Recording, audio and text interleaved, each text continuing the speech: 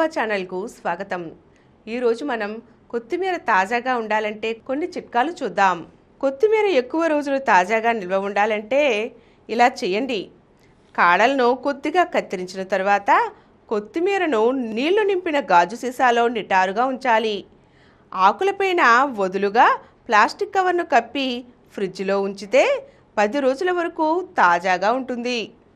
కొత్తిమీరను తెచ్చిన వెంటనే మంచి నీటితో కడిగి శుభ్రం చేయాలి. ఆ పైన తడి లేకుండా ఆరబెట్టాలి.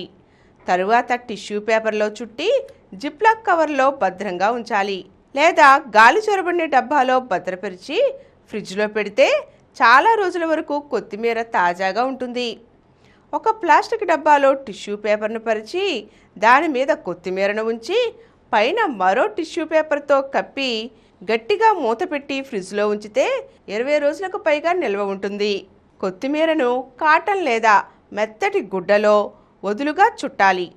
తరువాత స్టీల్ బాక్స్లో ఉంచి ఫ్రిడ్జ్లో పెడితే చాలా రోజుల వరకు పాడవకుండా ఉంటుంది. ఈరోజు మనం కొత్తిమీర తాజాగా ఉండాలంటే కొన్ని చిట్కాలు చూసాం కదండి. మరో చక్కని అంశంతో మళ్ళీ కలుద్దాం. ఈ కార్యక్రమం మీకు ఎంతో నచ్చింది కదా. ఇటువంటి మరిన్ని వీడియోల కోసం అనతి కాలంలోనే 20 కోట్లకు పైగా వ్యూస్ సాధించిన సమరం ఛానల్ సమర్పించు సమరం మగువా ఛానల్కు సబ్స్క్రైబ్ చేయండి, లైక్ చేయండి, మీ ఫ్రెండ్స్కి షేర్ చేయండి. అలాగే ప్రక్కనున్న గంట సింబల్ని ప్రెస్ చేయడం మర్చిపోకండి.